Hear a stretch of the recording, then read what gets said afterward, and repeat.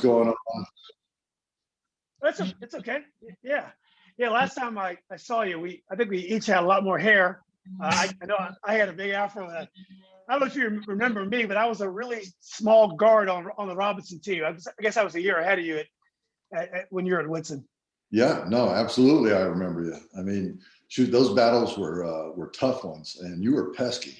Yeah, I tried. I was a 5'4" a point guard, and going against Amaker, and then Darren Metris, and then Kimball, and you guys had a lot of big guys like yourself and Under Koffler and all those guys behind you. So it was always a tough matchup for us in basketball, especially.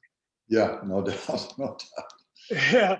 So look, man, I know you're not probably much of a Facebook guy, but we started a Facebook group for Northern Region basketball players last year during the lockdown, and a lot of guys reconnected. We started discussing the big games, and star players, and those the coaches, and then along the way I started, we should get some of these folks on camera and talk about.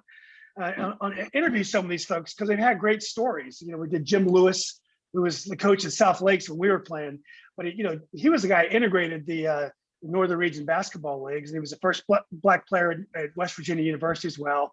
And on down the line, I've talked to a lot of great players who had great success in high school, but also afterwards. So I'm really glad to get you on here. I know you've done a lot, and sometimes when you play lineman in the NFL. You can kind of fly below the radar a little bit, but you've accomplished quite a lot. So I really appreciate you taking time to do this. It's funny you say fly below the radar because that's exactly what I'm going for. You're right. I'm not on social media, not because I don't like connecting with people, but I just try to keep things simple in my life. And as an O-line coach, as an O-lineman, we're just kind of in the background doing our thing, and that's just my speed right there. Have you enjoyed coaching offensive line? I have absolutely loved it. People, when I finished playing, I played, for 12 years in the NFL, so a long time. And when I finished playing, one of the first questions people would ask is, "Do you miss it?" And I really don't. And because, and this surprised me about coaching, and I certainly, as a player, had the greatest respect for all the coaches I played for and for what they did, what they do in their job, their day-to-day job, but I didn't have a complete understanding of what exactly that was. But one of my greatest surprises was how much we're still competing as coaches. So yes, we're preparing our guys, we're giving them the techniques, the fundamentals, the game plan, but at the same time, we're preparing a game plan. It's me against the D coordinator in the run game. It's how are we going to pick up these blitzes? It's a competition, and every bit as real as the physical battle when you're a player. And the joy that you feel when you win, the feeling of accomplishment, it's the same. And there's nothing like it in sports. It's one of the great things about sports at any level. I think it's also surprising. You would assume quarterbacks would be the coaches because they call the plays, or at least call the audibles and stuff. But many of the great coaches in NFL history were linemen: Chuck Noll, Forrest Gregg, John Madden. There's many more.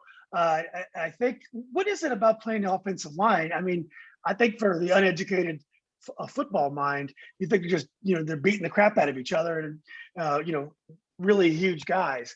But what is it about the linemen that makes some good football coaches? That's a great question.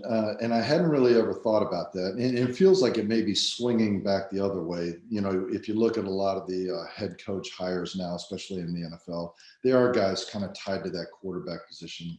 At least they've been calling plays, and oftentimes have played quarterback themselves. But I think you're right.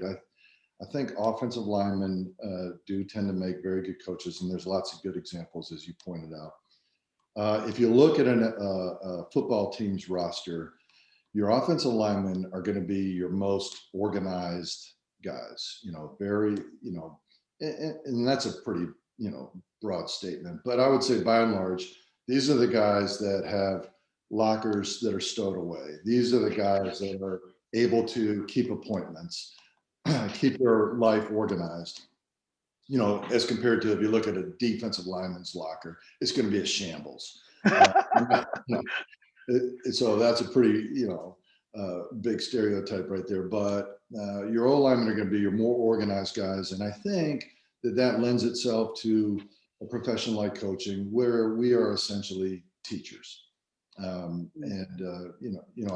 I was a player, I played with a guy 1 year, Steve Largent, who is an incredible guy.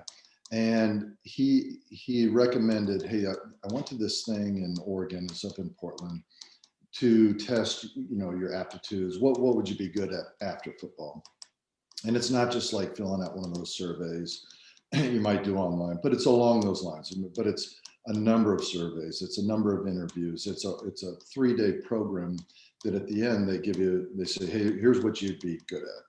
And at the end of that, it didn't say be a CEO of a telemarketing company. It said, you should be a teacher. And really that's what I've become, after playing. I've become a teacher. I'm a coach. Yeah. So, well, we're gonna get to your football career, the Notre Dame career, your great career of the Chiefs, and later the Redskins, and your coaching career. But let's start from the beginning. And obviously, you went to Woodson. You were a star football tight end and also basketball center there. What neighborhood did you grow up in the Fairfax area? So we were in Annandale, in a subdivision called Canterbury Woods. Oh, of course, And, yeah. yeah, and we were actually right on the line. I lived in a cul-de-sac, and there were kids in our cul-de-sac that went to Lake Braddock, others that went to Annandale. My older sister went for a year to Annandale High School, and they kept switching that line, and then I went to Woodson. Now, my older sister had also gone to, I think it was Poe Junior High. She's deaf, and so they had a program there for the hearing impaired. But when they switched the line and now she could go to Woodson after a year at Annandale, they actually had one of the top programs. And Fairfax County is fantastic. It's one of the reasons my parents had moved us there, for the hearing impaired. My sister had all kinds of support, including an interpreter that would go with her to her classes. So that was great. But so, yeah, there we were in Annandale, went to Woodson. So I went to Canterbury Woods Elementary, which was one of the, I think, 6 feeders into Frost Middle School, and then on to Woodson. What sports did you play as a little guy? Obviously you played football and basketball. Did you also play baseball? No, if we back up a minute, my dad was a football player. He was a multi-sport athlete at North Dakota State. Mm-hmm. So he played for a guy named Ron Earhart, who went on to an NFL offensive coordinator. But at North Dakota State in 1965, they won the national championship.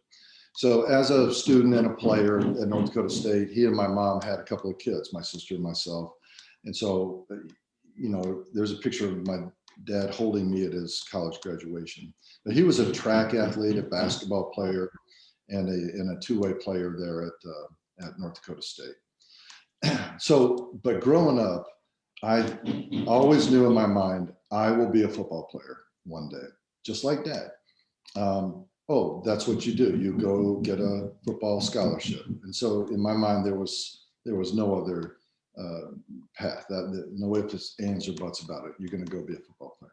But I didn't play football. I was like a lot of tall kids. I was much taller than any of my classmates. And with the weight classes in the youth football, I was too heavy, too big to play with kids my own age. So I would have had to play up with, let's say as a 6th grader, have to play with 8th graders. Well, my dad said, that's not going to be a good deal. These guys are going to be so much. So I did things like play soccer. I was on the swim team. I played basketball. So, youth area. I did get 1 year of youth football in 8th grade with the Braddock Road Youth Club. And I had to cut weight to make the 160 or whatever it was. But all of my Woodson buddies were playing on the 145, the Sharks. And they were a dominant team. Yeah. You might have been on that team. Were you on that? Yeah, so it was me, Bill Yano, George Fuchterman, Greg West. Sean Donnelly played earlier, then he moved to another team because he was big also. But all those guys were Braddock Road Sharks. Yeah, well, and I wanted nothing more but to be on the Sharks, but I was on the weight class up, and we were awful. We couldn't win a game. I mean, Vienna just beat the pants off us. I mean, like 100-0. It was a good experience. I remember going there and saying, I'll be a tight end. But I did okay in this one-on-one blocking drill, and the head coach grabbed me and said, nope, you're going to be a lineman. Whoop, you play offensive line. So yeah. So okay, so that was football. Did you play we call it county basketball back then, or did you wait to high school to play? Yeah. No, I did. I got involved a little bit with the AAU, and then I joined the NVBAA, the Northern Virginia Basketball. We had like an orange uniform, and all my Woodson buddies again were on the travel team. But I don't remember why it was that I went the NVBAA route. I don't think I could have made their team, to be honest with you. But I had a great experience. No other Woodson guys, or soon to be Woodson guys, on that team. I'm trying to. I can remember there's a couple of young guys from that ended up going on to Lake Braddock, and maybe Springfield or something. But so I was kind of an outlier there. Did your father have very high expectations for you in sports? Did he put a lot of pressure on you? Only in this way. It was you will be doing something. Okay, there's no coming home after school, and so you will be participating in some sort of activity. And shoot, it could have been French club. I mean, you're going to get involved and be doing something, or you're going to be working. And so they were very supportive of us doing the sports programs. But I mean, in terms of, and my dad was, and my mom were involved in this way. They made the hot dogs for the concession stand. They rode the pep bus as chaperones. I mean, they were very involved with the school and their kids. We have 4 kids go through Woodson that, but not in terms of, one of these football or sports dads. You really didn't see that back then, I don't think. It was just like, hey, man, go have fun, enjoy it, and we'll see what happens. So, well, you're going to go into Woodson next. And, Woodson had a great sports tradition back then. They had great coaches in most sports, especially football and basketball. They had great crowd support, great community support. It was it was an awesome program. Robinson, to me, we didn't have the program like Woodson did in terms of the tradition and the community support, but we just were a massive school. We had great facilities. So we had great athletes too. But Woodson was a little bit different. Did you have a sense of that tradition when you entered Woodson? I did. I want to say, starting with that stadium, if you can remember, it was, I think, the biggest stadium in the area. It had been extended. I believe the Washington Diplomats even played some games there, and that was the reason for extending the stadium. As a 7th and 8th grader at Frost, I'd go to those games on Friday night, and I loved, the navy blue uniforms, the W on the helmet. I mean, I dreamed of playing football for Woodson one day. My AAU basketball coach took me to see Tommy Amaker and Pete Holbert play a hoops game when Tommy was a true freshman.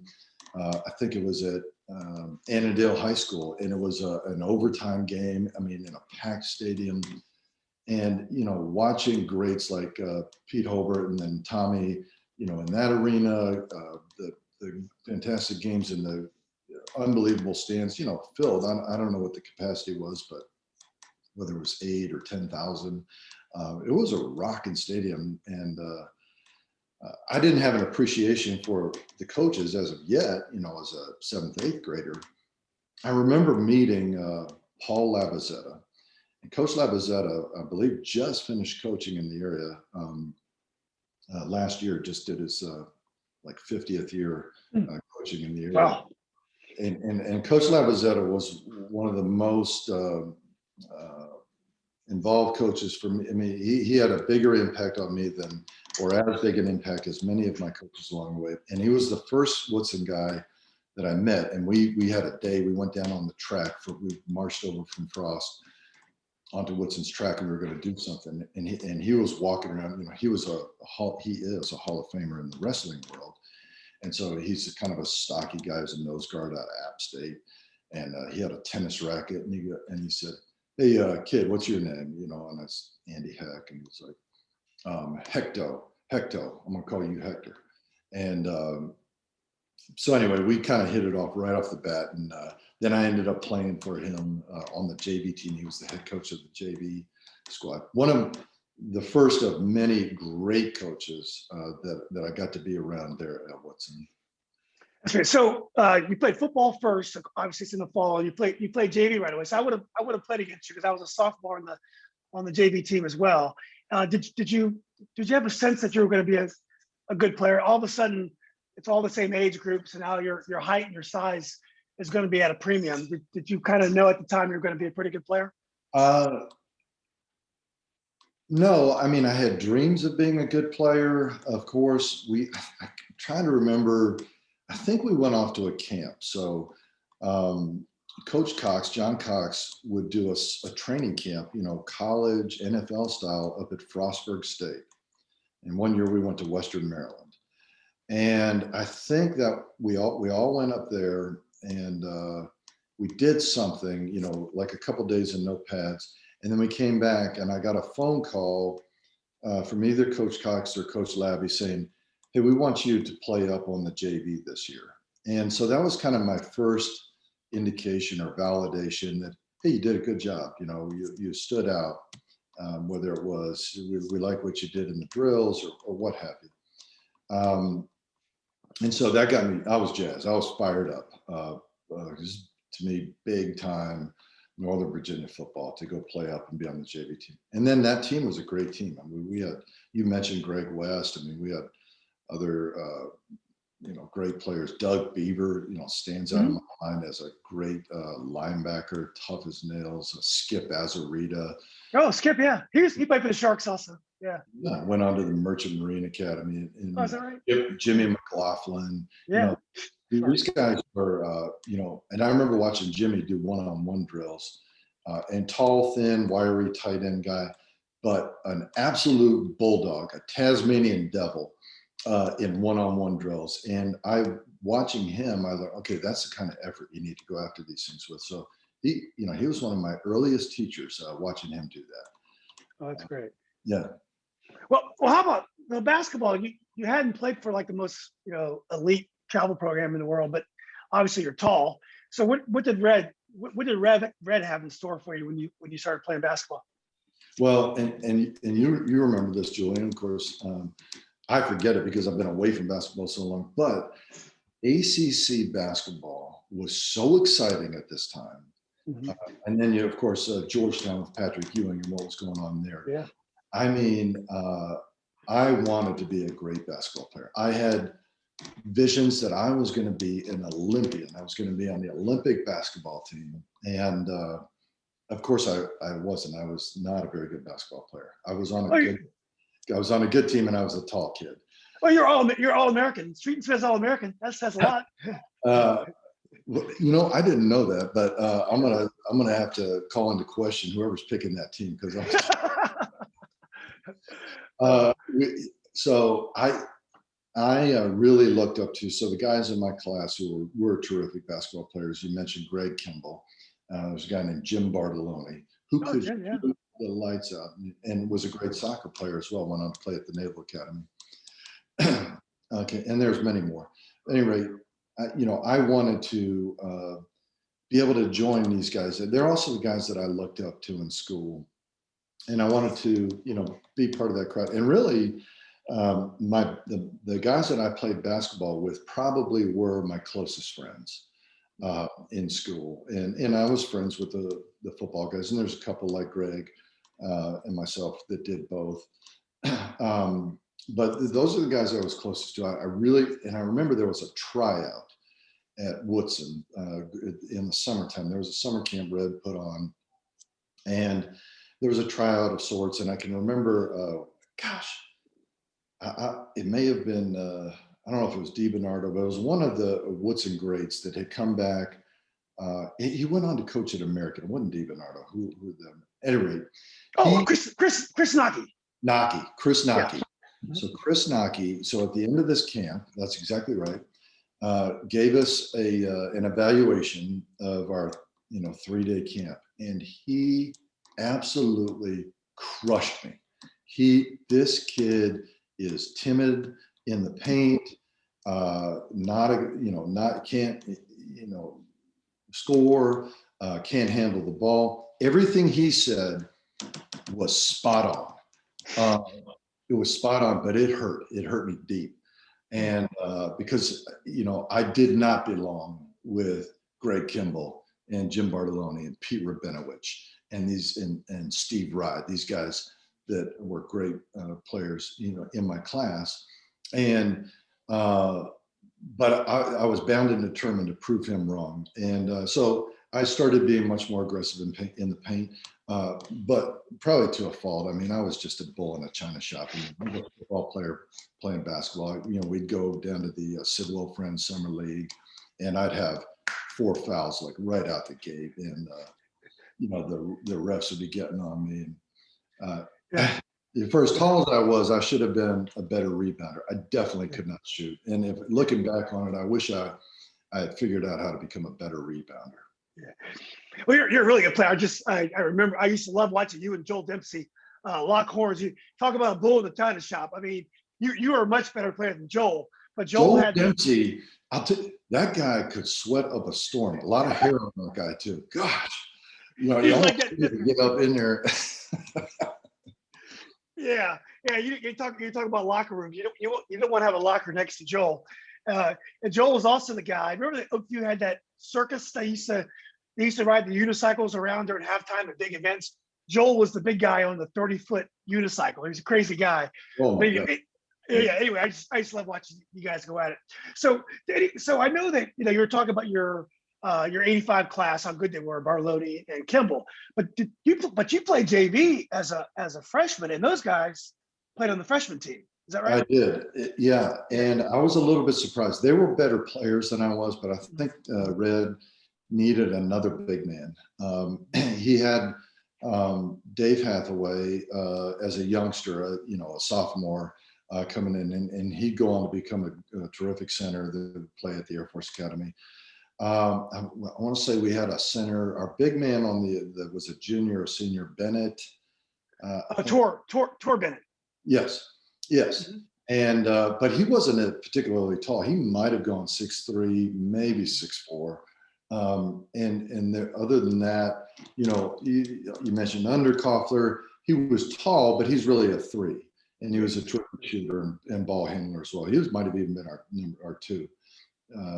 He and Pat Whitting, along with Tommy, they're handling the ball. So you had Tor, you had David Hathaway. I think Red wanted one more big man, and he, maybe he had a vision of developing me into a rebounder. I never felt like I quite got there, but I did learn a lot of ball from these guys, and it was a lot of fun being around them. I mean, you want to talk about some characters now, Pat Whitting. Oh my gosh. Oh, is that right? He seems so shy from far away. I never heard him even talk, Pat Whitting. We'd go down to so we went down and played in the Jelliff Summer League,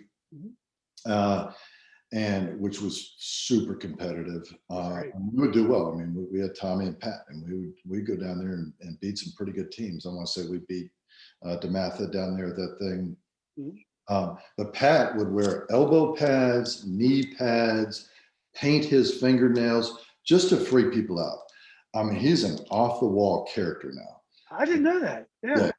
It did not care what people thought, or maybe he did care what people thought. He wanted them to think he was absolutely bananas, and he was. Yeah. God, I had no idea. Well, let's get to your varsity football career now. So, I don't have recollection of how you guys did every year. All I know was the Northern District was incredibly deep and tough. I know that Springfield was great in the early 80s. Like they probably fallen off a little bit by the time you were playing, but they had a great tradition. Robinson was unbelievable talent. I mean, we had size. We always had great backs. TC, I think they might have been even national champs one year. They had Glenn Williams, they had Joe Ledbetter, they had Carl Carr, who's a little older than you, but they were just loaded with talent. Lake Braddock and Oakton were the only teams that weren't great, but my recollection was there were 4 teams in that district that were great all the time. So any game could go either way. Yeah, and even Lake Braddock and Oakton. I mean, we were in a dogfight every time we played any of those teams. Wow. And I got pulled up. So I played JV my freshman year, and then got pulled up for the playoffs. I think coach brought up 4 or 5 guys. Running back John Lecters, Greg Kimball. Anyway, brought up about 4 or 5 of us to continue on once our season was over, and we went to the playoffs and played Annandale. We lost a tough game to Annandale. I want to say that was the only time I went to the playoffs in my 4 years at Woodson, because of what you mentioned. We would, under John Cox, I believe we went 9-1, 9-1, maybe 8-2, and couldn't win the district. We lost 7-6 to TC Williams. And at the time, it was just the district winner that would progress on to the playoffs.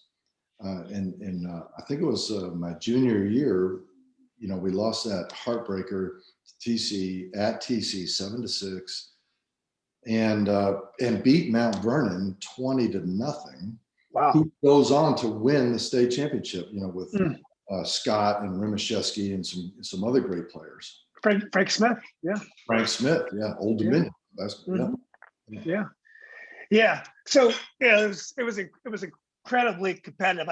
I remember one year, Robinson was stacked, and this was the year they were going to win it. This is your sophomore year, 82, fall of 82. So they scored the winning touchdown against Springfield. Springfield was no good that year, so that would have put them in the regionals. And Ed Henry had never won the district. Great coach, but never won district at Robinson. And the year before, we had John Walsh had died in training. So this was a year where we're trying to really do something great. And then the last play of the game, West Springfield does this flea flicker or whatever. They get like 4 laterals. They beat us. And then Robinson loses the district on the last play. But my recollection was every year was like that. You couldn't really separate those 4 teams. And I think TC generally won the district. I think they won 2 out of the 3 years. They won the district. Yeah, absolutely, they did. Yeah. And they'd go on and besides Mount Vernon winning it the one year, I want to say it was usually a team from down south that would go on to win it, like GW Hampton. Yeah. Hampton or Danville, yeah, those are two great. So, what did you learn from John Cox as a coach? You've had a lot of great coaches with Lou Holtz, and then obviously I think Schottenheimer probably right at Kansas City and others. What did you learn? What made John Cox special? What are the kind of things that he taught you that you've used throughout your career? Yeah, I was very close with Coach Cox. In fact, I was godfather to his son, Alex. Yeah.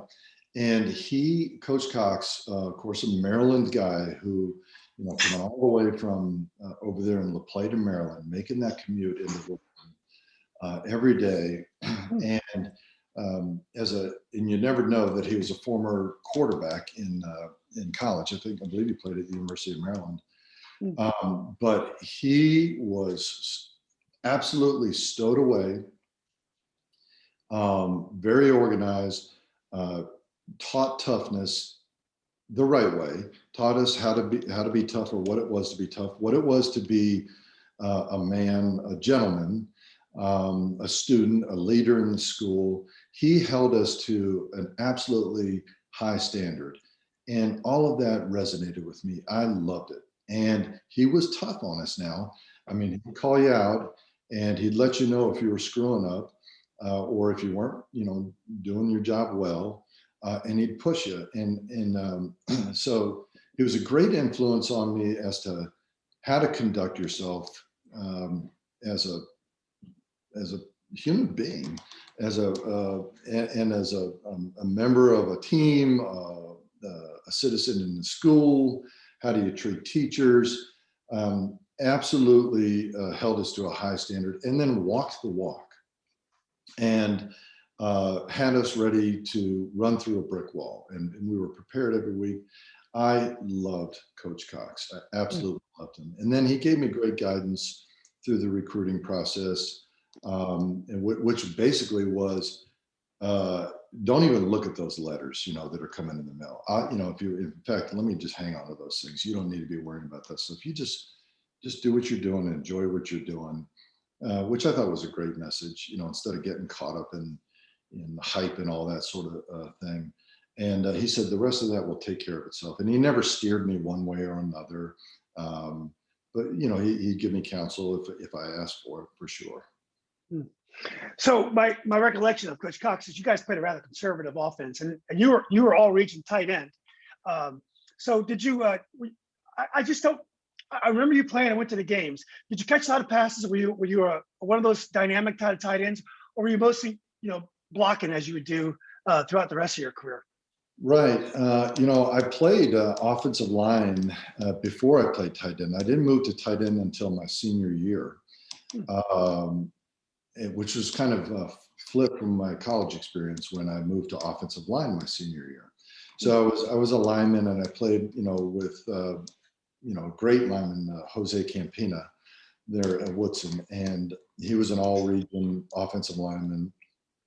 And really, even though he's all region, all met, kind of an unheralded guy. He's a great player, extremely tough and effective. And so I was a lineman, along with him in there. And it was my senior year. I played D-line as well. And I was begging Coach Cox, I'd love to play tight end. I'd love to play middle linebacker. I want to do something a little more athletic. And so I believe it was my senior year. And now Kenny Potes is the head coach, that I switched to tight end as well as inside. Maybe it was my junior year. I played inside linebacker next to Jeff Watts, because we were 6'5" and 6'6" inside linebacker. Wow. Yeah, we were bigger than any of the D linemen, that's for sure. So you never left the field your senior year. You played both ways. I played every special teams play. I never left the field. That's great. Yeah, I loved it. Yeah. And I'll tell you, playing defense stressed me out to no end. Oh my gosh, we got to get these guys off the field. I practiced defense the most. Because it took the most practice. I have the greatest respect for what guys have to do to play defense. It's a lot easier to play offense. I know where I'm going. Yeah. Defense, you got to defeat the blocker and then make a play, and nothing stressed me out more. Yeah, I guess you have to be, and with defense, you got to be more reactive. Whereas in offense, you can have a plan. We're gonna, I guess. So, well, on the basketball side, we're talking about Woodson's tradition, and we're talking about the crowds. I remember going to Woodson and playing you. The gym would be packed. I felt like at Woodson, you would have it felt like there were 7 Woodson players on the court. I just felt like we could never play well against you guys. Red knew how to work the officials, get all the calls. But you guys are great. And we had such a great district in basketball as well. If you look at my senior year, your junior year, I think there were 8 Division I players in our district. Every game was tough. Even Oakton had the Reed brothers, and there were no easy nights. But one thing that I remember mostly about your career is your games against TC Williams. And I talked to Tommy about these games too. And you were there for, your sophomore through your sophomore and junior years. I don't think TC was quite as good your senior year, but you guys could get the better of them in the regular season. You guys, I think one year you beat them twice, one year you beat them once. TC had a way of beating you guys in the regional tournament. And the game was always, it was going to be at Robinson. There was going to be 6,000 people there. We're all, thinking about these games all week long. Do you think about those Woodson TC Williams matchups at all, or is that? No, You know, you're 100% right, and I do. In fact, I still to this day wake up in the middle of the night in cold sweats, like, oh my God, from the one game that you alluded to there at Robinson, which was the biggest basketball arena in the area. I think it was the regional finals. We had beaten TC. We had won our district. We had beaten them twice. So now we're playing them, I think, for the fourth time. And we're ranked number one in the state. And this is going to be the year. Red Jenkins is going to get his state championship. And Tommy Amaker, the great player that he is going to, lead us to that championship. And he did everything in his power, and they did everything right.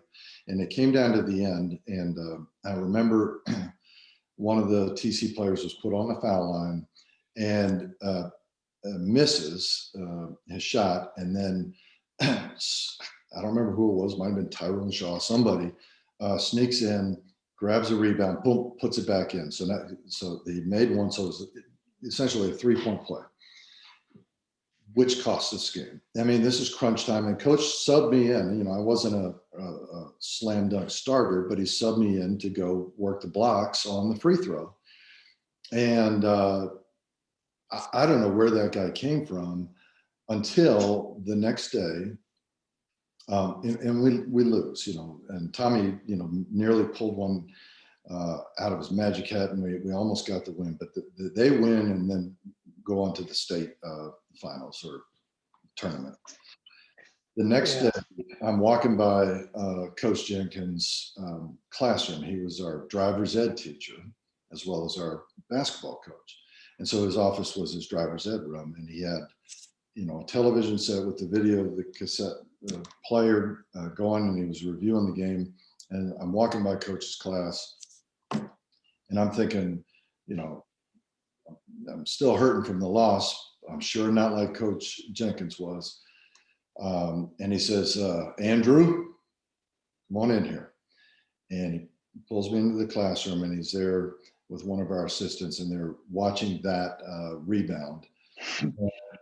What had happened is the guy that I was boxing out, so I was boxing out at my blocks, but I was just defending my area. I was sitting in my zone and then the guy that I was boxing out snuck all the way around the other block, the other side of the key, came up underneath, got the rebound and put it in. I had not, maintained contact and stayed between my guy and the basket. I was just kind of blissfully unaware, sitting in my area, waiting for the ball to come to me. I had blown it. You could say that play cost us the game, and there it was on the film. And so I felt responsible, still do, for costing Woodson his shot at the state title, Tommy his shot at the state title.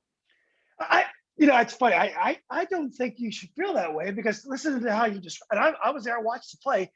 You're not going to want a 6'6" guy to be taken out of rebounding position.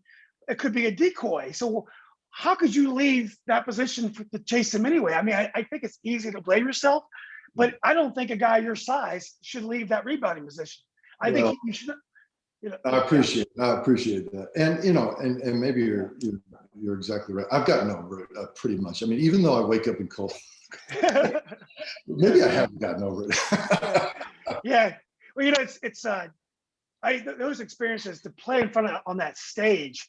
I mean, you were going to play on much bigger stages in your career, but it's still a great stepping stone to greater things. Even though you couldn't win that game. I mean, Notre Dame, you're going to have a big stage every single Saturday, and it got you ready for those challenges. Yeah, for sure. I'm so appreciative of my time at Woodson and to be with the neat people that I was with and the great coaches.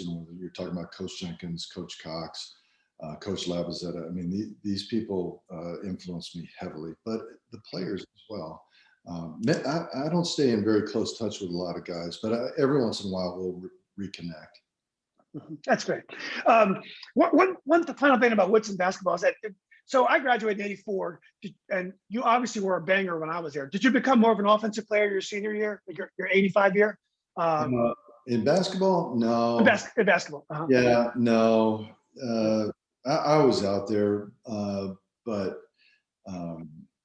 no, I probably averaged, 6 or Mhm. 10 points on a great night. Probably averaged, 6, 8 points. An underwhelming, you know, 6 or 8 rebounds. I'm just kind of out there. And then by now, I'm thinking about where am I going to school to play Yeah, football. exactly. But I And really, it- I mean, I competed my tail off, but I wasn't working at my hoop skills. yeah, I was good friends with the Robinson guys. I'd come watch you and George Bergen against the Robinson had some really good guards that were coming behind me. And you guys had some great matchups. Greg Kimball going against Sean Johnson and Chris Warren. I mean, those are classic matchups. But what did you learn from Red Jenkins? Red Jenkins to me is one of these great characters that has a way of making anyone around him feel great about themselves. And he's an inspirational guy. He goes to bat for his players. You were talking about making Street and Smith. You didn't even know that. Red's the kind of guy who's going to make sure his players get their proper recognition. Yeah. What are the kind of things you learned from Red Jenkins that you applied in your career? I think Coach Jenkins exposed us to so much. He took us down to the Myrtle Beach basketball tournament. He put us in the super competitive summer leagues. He was scheduling scrimmages with DeMatha. We were constantly being exposed to big time competitive situations. And so, nothing seemed too big. And he taught us, you guys belong. Now, of course, we had Tommy, so we could beat anybody. But I think Coach Jenkins just, and he had shoe deals, and he had sweats. We had cool sweatsuits, and we had, Converse shoes, whatever we needed. And to me, it was the first taste of competing at a big time level. And I felt that, and that, we belonged, therefore I belonged. And then he pushed us hard too. I mean, we worked, but he just had this big time, head college coach, head NBA coach, head, type feel to him. And I felt, he made me feel good to be, that I was going to be part of that program. Oh, okay. Well, great. Well, let's go to Notre Dame. So obviously, any proper football player, if they hear a call from Notre Dame, is got to come. I mean, what made you interested in? Well, how did you first become engaged in Notre Dame, and why, in the end, did you decide to go there? Well, so by the time recruiting starts happening, and I'm getting the idea that I'm going to have a chance to play college football and get a scholarship. If you think back to that time, University of Virginia would have made a lot of sense, except if you recall at the time, George Welsh in 1984 is taking the first Virginia or a team for the first time in 20 some years to a bowl game. They went to the Peach Bowl. Prior to that, there was 20 years of losing football. Yeah. So, if you had a crystal ball and what George Welsh is going to do with his program, I probably would have been a lot more excited about joining that. But to me, Virginia football was a little bit down. Really, North Carolina was the exciting football program in the area to me. And then you mentioned Carl Carr earlier, parade All-American out of TC Williams. And where did he go? Went to the University of North Carolina. So in my mind, I was like, man, if you're a great player from this area, in addition to that, it's a top-notch school. So at any rate, that's where I thought I'd go, to the University of North Carolina. And I suppose maybe some guys might go up north to Penn State, but I had no interest in doing that. I didn't know much about Notre Dame, of course, at the time, as we're flipping the television set on every weekend. They're the only football team that's on TV every week. And we don't have cable TV, but Notre Dame's on every week. So I was aware of Notre Dame, but I couldn't have told you, and I wasn't raised Catholic, I couldn't have told you where it was or what the school was about. but I started getting letters from him. And at the time, other people could be involved with recruiting. So there were some Notre Dame guys in the area, and they'd reach out to me and started to educate me on the school, the academics. No, it's not in New York. It is in Indiana, but it's a beautiful place. And so at the end of the day, and Notre Dame rather was struggling at the time. So Jerry Faust and Notre Dame had never fired a head football coach, but he was under heavy scrutiny. Why won't they fire him? And Notre Dame honors their contracts. He's got a 5-year deal, but they had they didn't have winning seasons. They weren't going to bowl games. They'd win some big games, but go 5-6. And he was under a lot of fire there. But I knew it was a storied program, and so I wanted to go see what it was all about. When I visited South Bend, and I also visited North Carolina. My father went with me on my visits, and I loved them both. But it was a couple of weeks later, as I'm getting close, I've got to make a decision here. And I had a conversation with my dad, who hadn't pushed one way or the other. And he said, boy, the tradition, the Midwestern values, my parents are both from the Dakotas, even though I grew up in Northern Virginia. They had moved our family when we were real little. The Midwestern values and the tradition. I mean, that really, don't you think that's kind of cool? And I said, yeah, you know what, you're right. And I woke up one morning and said, I know that's where I need to be. And I don't know who the next head coach is if they make a coaching change, but it'll be somebody terrific. And of course it was. Lou Holtz came in and was unbelievable. So did you play as a freshman? Did you because usually I know guys redshirt, bulk up a little bit. Did you play right away as a freshman?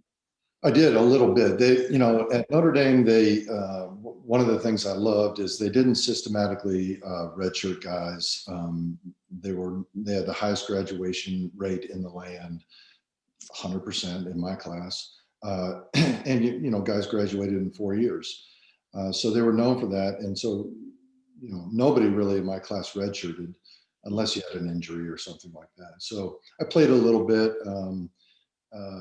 I went there as a tight end, and I got to play a little bit, and including a few series. And we lost to Miami 58-0, 1985, and that set up the whole, Catholics versus convicts. Oh, that's right. Years later.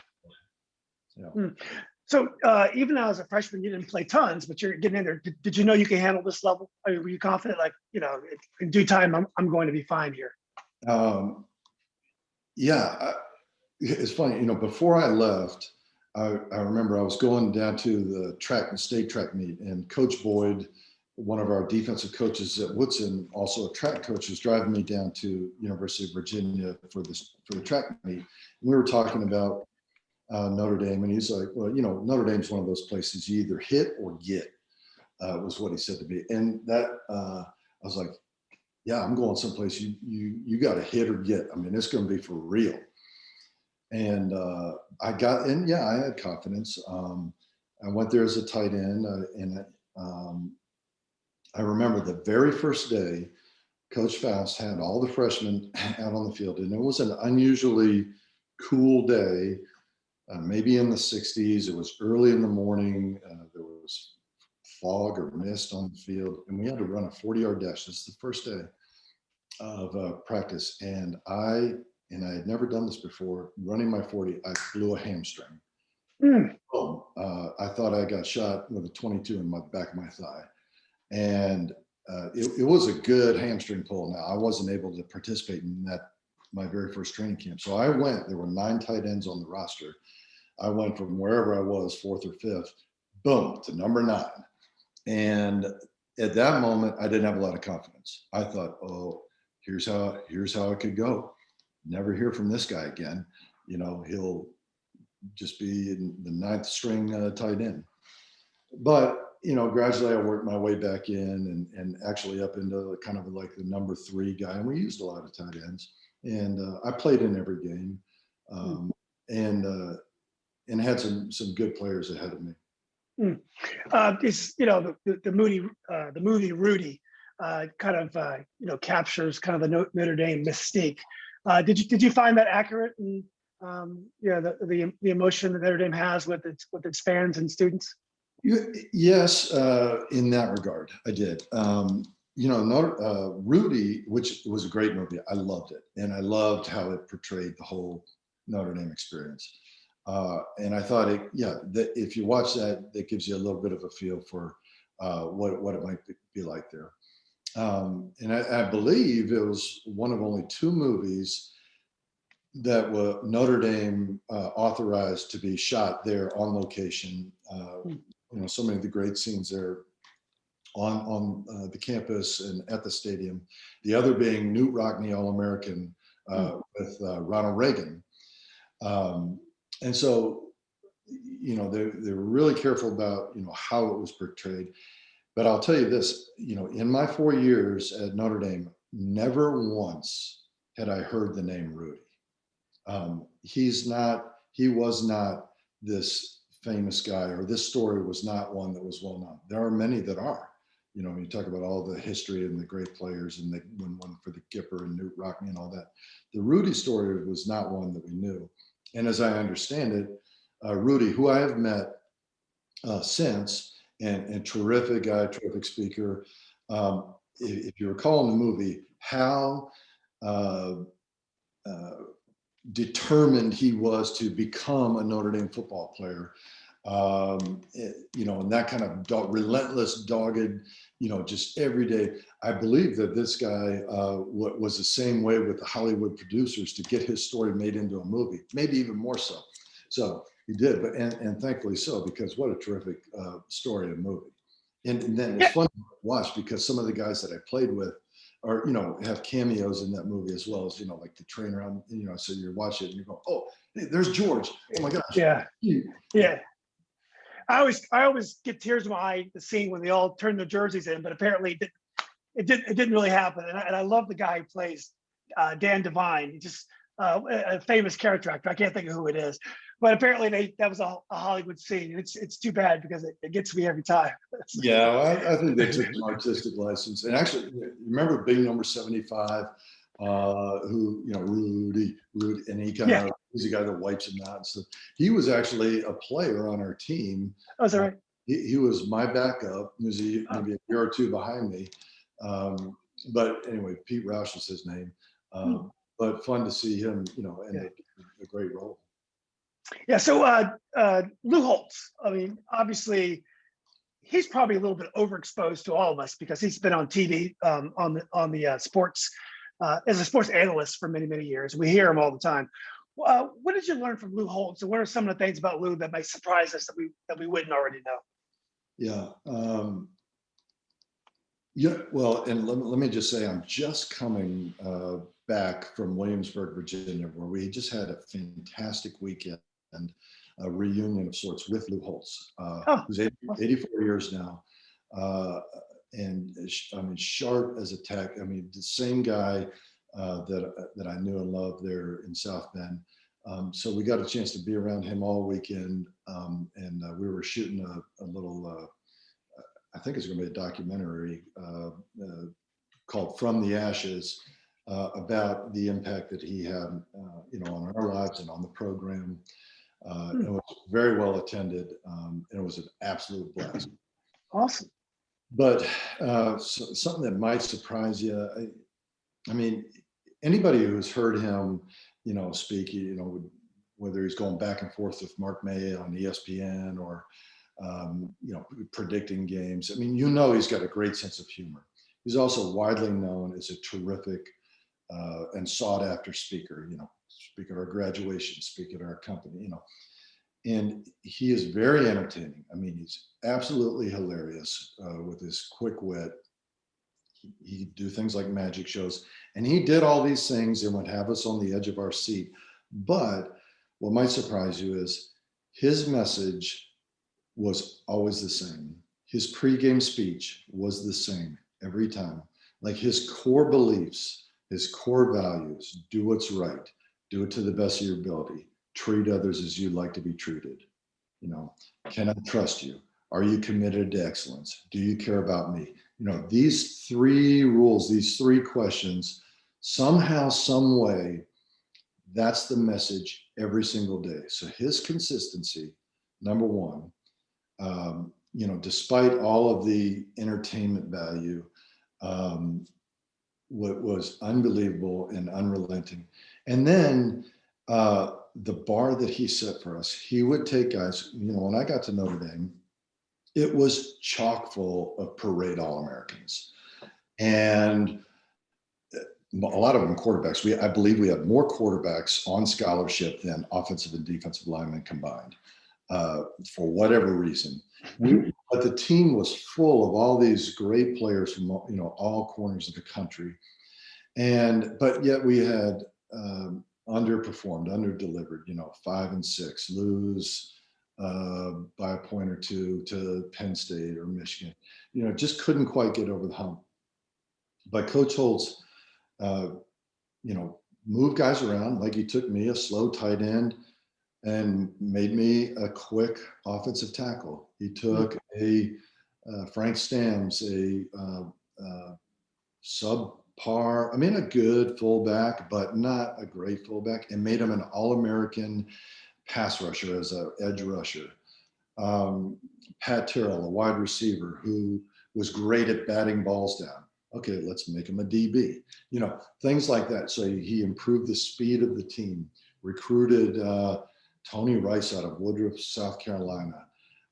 So he put the pieces in place and then unleashed, you know, an even more talented team, guys in better positions, but more importantly, held us to a high level. If you thought you played great, I came out of every game thinking I stunk. Okay, after I got my review from Coach Holtz, not good enough, not good enough, not good enough. And he would tell us, I've broken a lot of good players, but I've never broken a great player. You know, so, you know, that's a tough amount of pressure that he put on people. And some guys would fold and say, you know, piss on this. I can't believe Coach, you know, and others would respond in a way, all right, and it would elevate our game.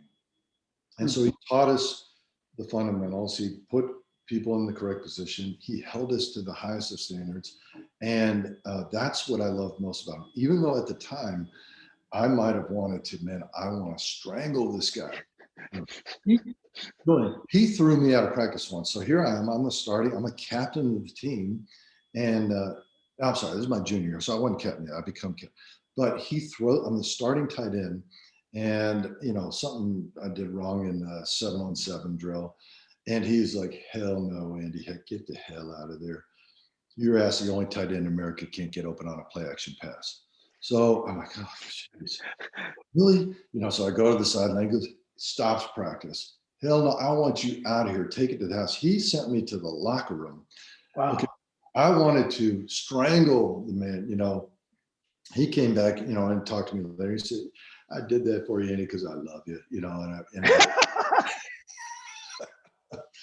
So, yeah, you know, it's the kind of thing that you appreciate after you've won the national championship, after he's taught you how to win and handle winning, as well as the tough losses.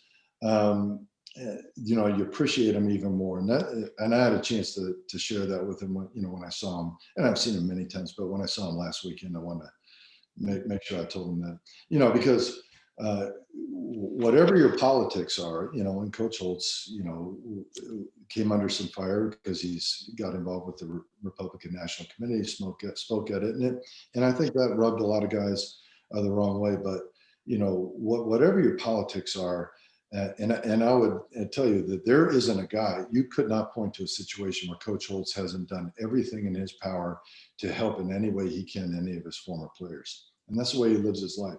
I mean, Coach Holtz came up hard, you know, West Virginia and blue collar Ohio, and you know, made something of his life, and I think really truly and honestly wants to, in his way, you know, make this world a better place, and he loves his players and will do anything for them, and so you know, whatever your politics are, he's still going to be preaching that same message: do what's right, do it to the best of your ability, and treat others like you'd like to be treated. and I love him for that. He was a great coach. I bet you it must have been an unbelievable moment when you got named captain of Notre Dame as a senior year. That must have been something that was a very memorable moment. It was a great honor, and I was a tri-captain with two other guys, Mark Green and Ned Bolkar, who were both, and if you may remember, Ned Bolkar out of Phillipsburg, New Jersey, was the Parade or USA Today Player of the Year. He was a great player coming out of Jersey, a linebacker. And Mark Green, who went on to play for the Bears, was a terrific player out of Southern California. And to me, these are guys that I looked up to so much. And to be included with them as a leader on the football team at a historic place where there, guys like Rocky Blyer had been team captain, was the greatest of honors, and one that I took very seriously. And, I had a good senior year, and I ended up, getting some recognition. But up to that point, I wasn't a great player. I was an average tight end, an average college tight end. Thank goodness coach moved me to offensive line. But, I was consistent, and like we talked about earlier, I flew under the radar. But I like to think that, I would be a guy that keep my head in a tough situation. And I was absolutely honored that those guys recognized that and said, "Hey, we'd like you to be one of the tri-captains." It's just amazing. I didn't even realize that. So, well, obviously you're becoming a pro prospect. You had a good senior year, maybe even beforehand. Even if you're playing tight end, the pros can see that they move people from tight end to offensive linemen. So I'm sure they would have found you one way or the other. But what was the process? You're becoming a pro prospect and then getting drafted by Seattle. Yeah, if I went back a second, we had an offensive line coach there named Joe Moore, and now you may be aware that there's an award named after Joe Moore. It's the Joe Moore Award, given to the best offensive line in the nation. I believe Alabama won it this year, and it's now in its 5th or 6th year. It's like the Biletnikoff, the Heisman, the Doak Walker. It's an award, and it's got a television show associated with it. It's getting bigger every year, but it's the only award that's given to a unit, and which is something that offensive line guys are really proud of. We're not about the individual accolades. We're more about the team, the unit, and it's just terrific. Huge 300-pound picture. Statue of 5 offensive linemen. Anyway, Joe Moore came to Notre Dame from Pitt, where he had coached Jimbo Covert, Bill Fralick, Mark May, all these greats. In fact, at least by the time I had graduated, every offensive lineman that Joe Moore ever coached that started was drafted in the NFL. That's crazy. Everyone. So arguably the greatest offensive line coach that ever lived. And he came up to me, and at the time I was playing tight end, and he said, "Hey, Andy, would you like to play in the NFL?" And I said, "Yeah, I want to play in the NFL." "Absolutely." And he said, "Well, then you need to come with me, because you're not going to make it as a tight end. You're not fast enough, you're not what they're looking for. But you come with me, I'll help you." That was all I needed to hear. Joe Moore telling me what I needed to do to play in the NFL. I walked right down to the equipment room, asked Gene O'Neill, our equipment manager, "Hey, can you switch my number from 88 to 66? I like double numbers at the time. He did, and then I just started going to Joe's meetings. Coach Holtz never said anything to me. Now, in his masterful way, I'm sure he was pulling the strings on that whole thing and made it seem like it was my idea. But so I switched to offensive line, and then we go on to win the national championship, and so, hey, winning creates the atmosphere for all great things. That was something that I learned from Chuck Knox, my first coach in Seattle. So because I was on a great team, and I had a good year, and I had a great coach, and I played with great players, I got drafted, and then so off to Seattle I go. I remember when they called and asked me, "Okay, hey, we're going to draft you. Are you going to work hard?" I'm like, "Yeah." What if I don't say the right thing here? You're not going to play? Like, "Yeah, I'll work hard." All right, we're going to get you on a plane. I'm pulling and Jennifer, my wife, who, we classmates at Notre Dame. We went all through school. So we're looking at the atlas. We're Seattle. I mean, I know it's out there somewhere. Oh my gosh, look, that's a long way away. So I got on a plane and flew out there. Wow, I was blown away by the great Northwest. There, as we're coming into land, it was one of those days, Mount Rainier's popping up out of the clouds. Absolutely unbelievable. And what a terrific organization. I got to play for Chuck Knox, who's an offensive line guy and a great players coach. Did it, won division titles in 3 different divisions. We got guys like Steve Largent and the Boz on the team, a very veteran offensive line. This is pre-free agency. So these are guys that have been in Seattle for a long time, took me under their wing. It was an absolute great experience out there. That was who was the quarterback? That's Kurt Warner, and is that Jim Zorn and those guys? Or who was? Well, Jim Zorn had just finished, so now Dave Craig has taken over. Oh, Dave Craig, that's right. Okay. Out of Milton College, which doesn't exist anymore today. And Dave Craig was a warrior, just a little kind of unassuming looking guy, but a great leader, a great player. Kurt Warner was our running back. And then, they had just won the AFC West. So we're coming off of that. They beat the Raiders. They're having some epic battles with the Raiders there in the Kingdome and Coliseum. We did not win the division, after that when I got there, though. Yeah. So was the transition from Notre Dame to Seattle bigger than the transition from Woodson to Notre Dame? No, I felt like the jump from high school ball to college ball was a bigger jump than it was going from, to the NFL in this way. I mean, so when I left high school ball, I'd catch some balls as a tight end, and then, some little Robinson guys would be, draped on me, and you just kind of shake them off a little bit and you rumble for 8 or 9 yards. First ball I caught in a Notre Dame scrimmage, Brandy Wells, or I think it was Brandy Wells, came up and tagged me, and I mean, boom, helmet and shoulder right into the rib cage. It stung. I'm gonna tell you, Joey, it stung, and I thought, and I went dropped like a sack of potatoes. And I said, okay, this is different. These guys know how to hit here. They know how to get behind their pads. That was, to me, a big eye opener. My biggest challenge, going to the NFL was I was an offensive lineman for 1 year in a wishbone offense.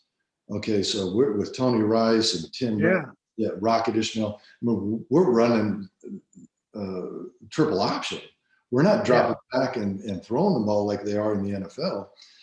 Now, Joe Moore had worked with us every day on pass blocking, even though we only threw the ball 6 times a game. National championship 6 times a game, and that was some kind of play action or boot, and then launch it downfield to rocket. So I had to learn how to pass protect, and that was a big challenge. But I had good coaching. I had great NFL coaches. My first there in Seattle, a guy named Ken Stevenson, went on to be a longtime coach for the Pittsburgh Steelers. Chuck Knox himself, and he's like, and he told me the same thing Joe Moore did. It was like, think of it like basketball. You just stay between that guy and the quarterback for 3 seconds, 2.5, 3 seconds. And, you can make a living doing this. So I just thought of it like basketball. What did you learn from Chuck Knox? He sounds like a player's coach type of guy. What did you learn from him that stayed with you? I learned that the greatest thing about sport is winning. And that was one of his messages. And so we're going to enjoy our work, but it's only fun if you win. And so what do we got to do to win? And so, master the fundamentals, master the game plan, so on and so forth. But he did it in a way, but he also did it in a way that we could enjoy the team, enjoy the fact that we're doing something that so few people get to do, play a game and get paid to do it. He had a great appreciation for that. I mean, he is an old school guy, loved the players, and we all loved him. We wanted to win for him. And, but he taught me, go have a few beers with the O-line. Go, I was kind of, a preppy kid coming out of Notre Dame, and he was like, go hang out with those O-line, become part of that, group and that culture, and I did, and without changing myself. I mean, I'm still the same guy, but he taught me, being part of a team is a great thing, and enjoy what we're doing here. This is something very few people get to do. So you mentioned earlier Kurt Warner. So then my teammate and good friend Chris Warren joined Seattle, I think a year or two after you joined. What was Chris like to play with? And did you and Chris talk about the old days? Because you guys had played against each other in basketball and football at least almost 10 times in high school. We did, yeah. What a great competitor and player coming out of Northern Virginia. I was so excited when we drafted him. I didn't, we weren't as connected as young guys are today with social media, and so aware of what everybody's up to. But, for me to have a familiar face, join us out in Seattle, I was excited about that. And Chris is a fantastic guy and a great teammate. So yeah, we would talk about some of the battles we had. I mean, you shared with me a picture of Chris dragging me into the end zone. I think it was at Robinson. I can't remember if it was at Woodson. Anyway, I got a hold of his jersey, and he was so strong and powerful. And I'd come from the side, and then I was just trying to slow him down long enough that our defensive backs could get in there and tag him. And it's funny because in the photograph that you've got, and I've got either this exact photograph or one just like it, my brother is coming into the picture, who was playing free safety for us. He's a year younger. And so now there's two of us, my two Hex, draped on, but unable to bring down Chris Warren as he powered for 5 more yards and just dragged us into the end zone. So demoralizing. I can't remember whether or not we won the game. Probably, but at any rate, so I talked to Chris about that. He remembered that. Robinson beating us in a district finals with him. I mean, he was kind of like me, a football player playing basketball, as I remember it. But he clangs a 15-footer, I mean, as hard as could be, off the backboard, boom, into the rim, and game-winning shot, we lose. But I mean, a clutch player, and as everybody who can remember Chris playing in the area, and then even or especially in the NFL, his running style for such a big man looked so smooth and effortless. I'm guarantee you, there's a lot of effort going in that, but he had a way of destroying defensive players' angles because he was extremely fast. It didn't look like he was running fast or hard, but he was tough to bring down, and he was extremely fast. And I was fortunate blocking for him in Seattle when he won the AFC rushing title, and was generous enough to give all of his offensive linemen nice watches. And so, oh, that's awesome. I appreciated Chris as a teammate. Yeah, when Chris was on sophomore on JV, and you were already on varsity, Ed Henry said to us that this kid's going to be in the NFL one day. At the time, we had Tom Osborne, who ended up playing at UNC with. There's a whole bunch of UNC guys from Northern Virginia at the time, as you alluded to earlier. And we just looked at Chris, and he was our friend, and he did things so effortlessly. It didn't sound like he was trying that hard. It's just his nature. And I remember saying, NFL, and at every level, he went to UVA, and then ended up having some things to go to Fairham, and when he got to the NFL, the way he played, it did look effortless. It didn't look like it was a big adjustment for him, and it was just so weird how Chris was able to do that. But it was awesome that you guys, were able to play together and all that time. So you eventually end up playing for the Redskins. So what was it like playing in your hometown in Washington? I know that the fans here are a little bit special. They we tend to be a little bit fair weather. We tend to get really high during the off season, excited, and then as soon as we lose a couple games, all hell's going. The world's coming to an end. But anyway, what was it like playing football for the Redskins? It was so cool. So we mentioned Seattle, so that was really neat for my wife and I to go out there and begin our life in a place we'd never been before. And then we had kids, and we got to go to Chicago which is where my wife Jennifer's from. So we had 4 kids in Chicago there. Oh, wow. It was terrific because we had all of her family around. So I got to play for another, historic program there, but also be near my wife's family. And then to finish my career, and I was kind of winding things down, and I thought, and I was cut by Chicago. So I was 5 in Seattle, 5 in Chicago. Now I'm cut, but I've got another year or 2 left in me. And I thought, well, if I could go anywhere, I'd love to go to Washington and finish in my home.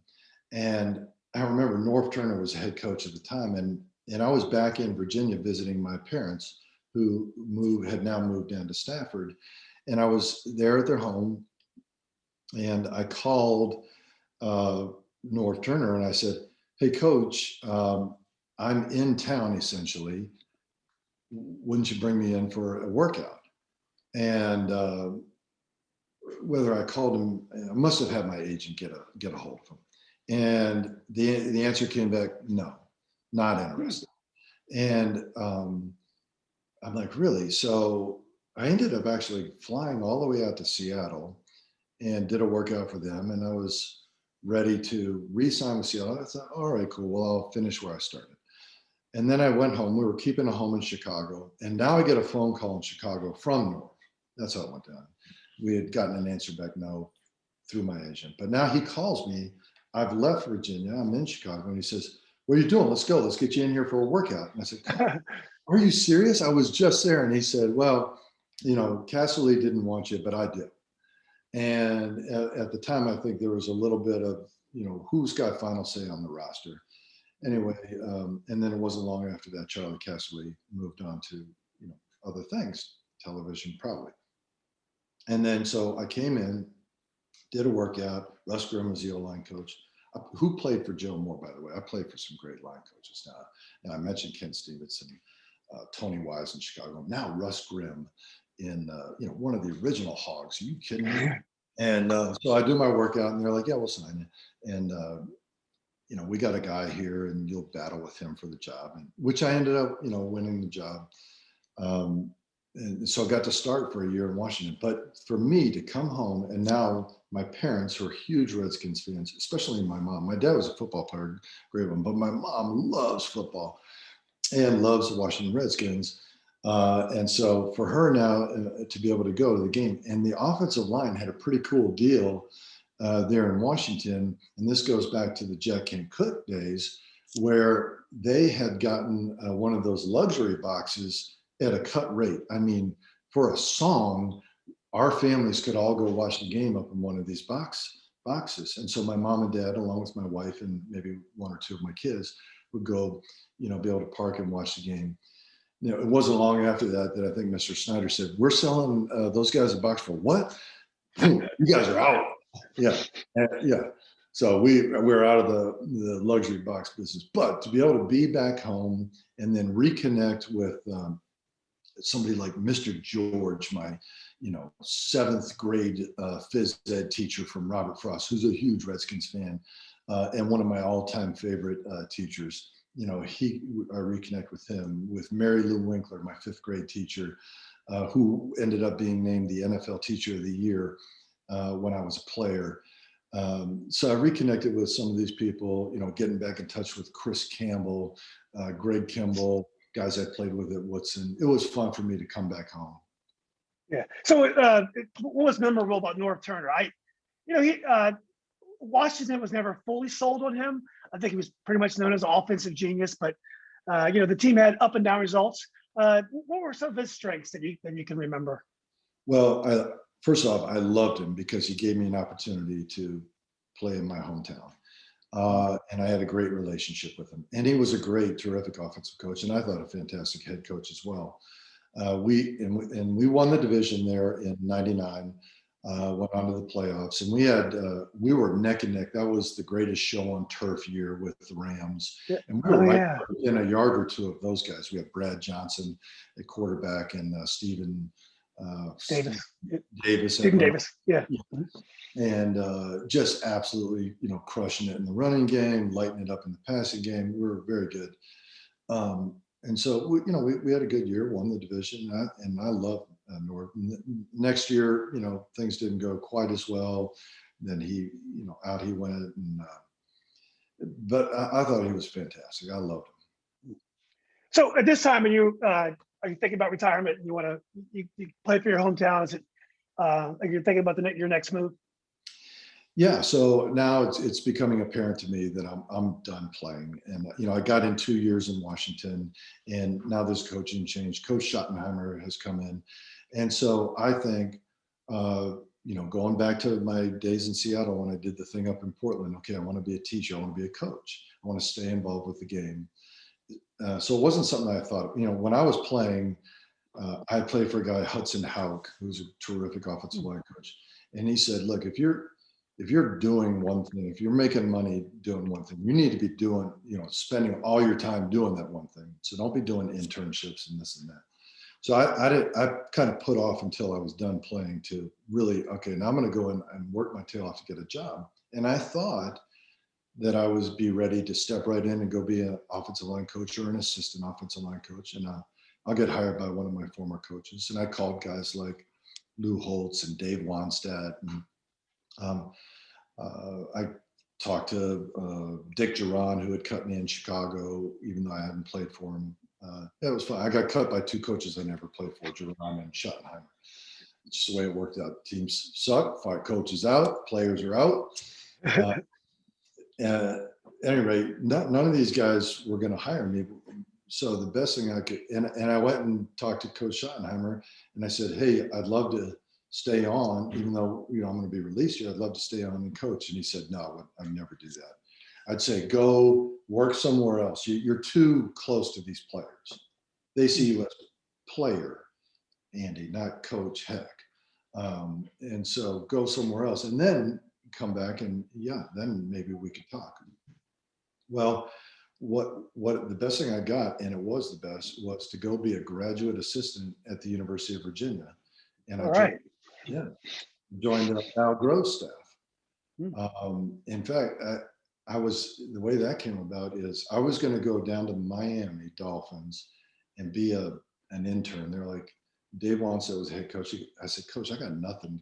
Can I come intern? I mean, I'll work for free." And he's like, "All right, you can come back for training camp." I'm like, so I'm heading off to training camp. Al Grove's just been hired at Virginia. He's filled out his staff. And I called him up and I said, "Hey, Coach Grove, you may not remember me, but I came in and visited you when you were the head coach at Wake Forest. I'd love to just stop in and say, hey, I'm driving right through Charlottesville on my way down to Miami." I would have to jog a little bit, but he said, "Hey, it's funny you called, Andy. Of course I remember you. He was fantastic that way. Unbelievable. He remembered my dad's name. How's your dad?" And I'm talking from 1984, some one-day visit to Wake Forest. Haven't talked to him since. And he said, he said, "You wouldn't be interested in this, but I just had a grad assistant leave and take a head high school job. And it's on the defensive side of the ball." And I said, "I'll take it." And he said, "Well, wait a minute. You got to interview for it." I said, "I'll be there. What time's the interview?" "I'll be there at 8. Boom. So I go down and interview for it. I get the grad assistant job, which was the greatest thing that could have ever happened to me in order to teach me how to become a coach. And what is this all about? Learning how to draw cards and break down film. And, we didn't have like Alabama's got, 52 analysts and all these guys, we had an offensive assistant and defensive or GA, and we couldn't recruit, but we made stuff the playbooks. And so I went from being an old, used up, tired, broken down football player that's now been cut twice to a young greenhorn coach learning something completely new, even though it's still football. And it absolutely energized me. And we had a bunch of terrific coaches on that staff. I loved it. And I was really appreciative Coach Grove gave me that opportunity. I got to coach. The tight end. So I had Heath Miller. Was a guy that I got to work with and develop. And then Coach made that tight end position a full-time position. Okay, so you went from graduate assistant to full-time assistant. And then that's when you started thinking about taking a pro job. Yeah. I mean, I would have loved to have gone right back into the NFL, But this, I thought, oh, maybe I'll be a college coach. But we had a offensive coordinator, Bill Musgrave, who had been a long time backup NFL quarterback, had been an offensive coordinator in the league. He had joined Al's staff. Well, he went back to the NFL after a couple of years there at Virginia and was Jack Del Rio's offensive coordinator with the Jaguars. And Bill and I were close. And so he told Jack, he's like, hey, there's this guy at Virginia, give him a look. He'd be a great offensive assistant, tight end coach, whatever you got. So when there was an opportunity, Bill helped me get back into the league. And I told Coach Groh, hey, thanks, Coach. This has been awesome. I've loved every second of it, but I think I'm an NFL guy. I'd love to get back and do that. It's funny, before we leave UVA, so you mentioned earlier that you didn't know at the time when you were choosing colleges that UVA was going to be good, because they hadn't been good in a long time. So I remember that as well. So I entered UVA in fall of '84, and we went, the first game I went to, we lost 55-0 to Clemson. William Perry and one of the Sharp brothers was on that team. So maybe 10, 15 years later, you would hear rumblings about George Welsh. Maybe he's not good enough, can't get to the next level. I used to always say, these people have no memory of the way things used to be around here. We were nothing until George Welsh came. And then, we'd have a 9-3 season, and they're like, George Welsh is not good enough. I was just like, it's just unbelievable to me. Yeah, absolutely unbelievable. What a job he did in making it relevant, and a top-notch program. Regularly going to bowl games.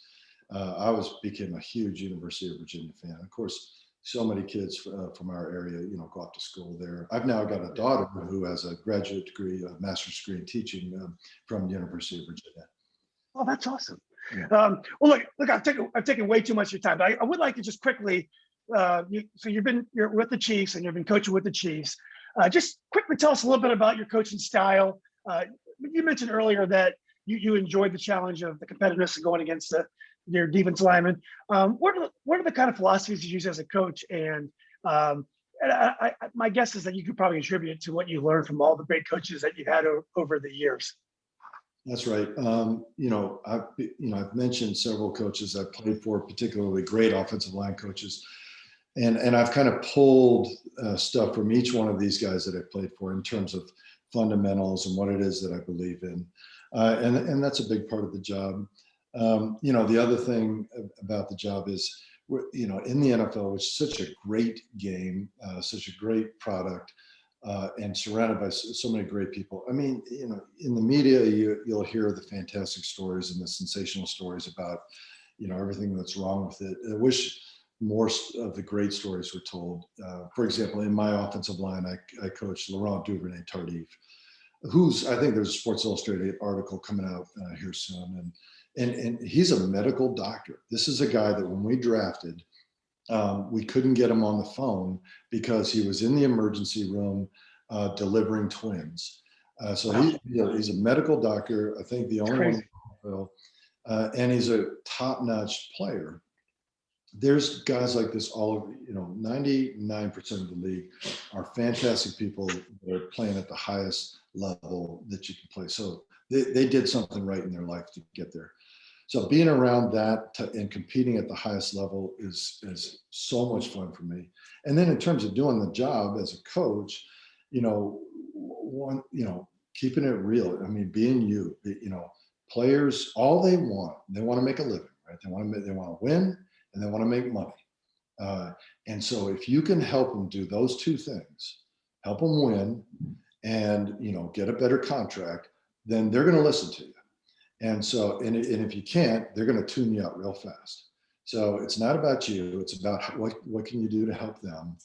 And to do that, you got to be yourself.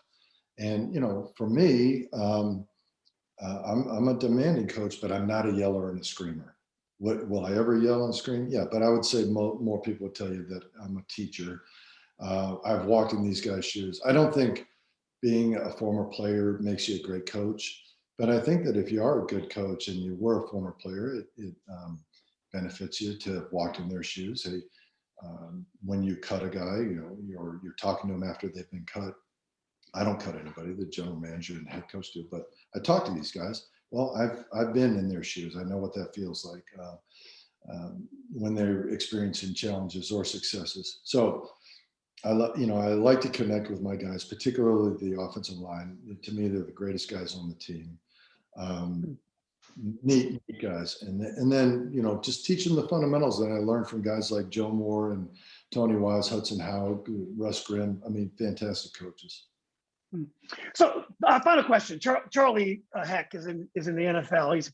Did you have any reservations about him playing professional football or even college football? And obviously, I'm sure he has to be much bigger than you were. I was looking at an old picture of you from high school, and I remember you being so big. And you look skinny, and just funny. That wasn't the memory, but nowadays, the guys are just enormous. Did you have any reservation at all about Charlie pursuing a career in football? No, none whatsoever. I love football. I think it's the greatest sport that ever invented, and the greatest team sport. And there's so many lessons to have been learned. I got to go to some great high school, great college, but the greatest lessons I ever learned were on the gridiron. And I thought my boys, Charlie, my son Charlie, as well as his older brother John, both played at the University of North Carolina. Neither were offered scholarships to Notre Dame. One or both of them probably would have loved to go there, but they were kind of late bloomers, tall, lanky, skinny, like myself. And both of them are taller than me. John's 6'7", Charlie's 6'8", and we fed them well. But Charlie. To your question about Charlie, he was a very good youth soccer goalie. And my wife would say, boy, he really loves soccer. And he's kind of a sensitive kid, if you'd get on him, he'd just fold like a tent. And I was like, no, there's one scholarship in soccer, maybe. There's 83 in football. He's going to be at least 6'4". He's going to want to play football and go get his school paid for. I think that's what he's going to want. Now, I wasn't one of those dads. I'm not doing anything Todd Marinovich. I mean, we got him involved and exposed, and then their coaches coached him and they played. Well, sure enough, this guy grows into a monster and develops, and he continued to play soccer. He played high school soccer as well as football, as well as track. And he just kept getting taller and taller. Well, it was his junior year. He went from 6'1" to 6'6", and then 6'8", gained 100 pounds. And, I thought he might be J.J. Watt, a defensive lineman, but wasn't very long until we said, no, he's an offensive lineman. His college coaches were the first ones to see it. Second he stepped foot on campus, right to the O-line he went. And he had a terrific career there. He backed up his older brother, who was a 4-year starter and who's now a strength coach. I mean, these guys are put together now. My wife fed them really well, and good genes too, of course. They are big and athletic, and I think Charlie's going to have a terrific career ahead of him. He's still learning the game. He's a swing tackle. I think this year he'll be in the mix for some playing time, so it'll be fun to watch and see what happens. Well, I look forward to that. So, well, look, Andy, this has been great. You're always such a good guy, a great competitor. I didn't know you well, but you got a couple shots at me, and I always love trying to compete with you. I don't think I ever got a win. But look, congratulations on a great career. It's amazing to hear a guy that's done as well as you, who was humble enough to go back as a graduate assistant. And it just shows you everything you need to know about your success, that you're going to find a way to keep working and get ahead. So anyway, thanks for doing this. I know you're getting ready to start training camp, so I know you don't have tons of time, but I really appreciate you taking the time to talk to me. Absolutely, Julian. I thoroughly enjoyed it. I'm glad Sean Donnelly connected us.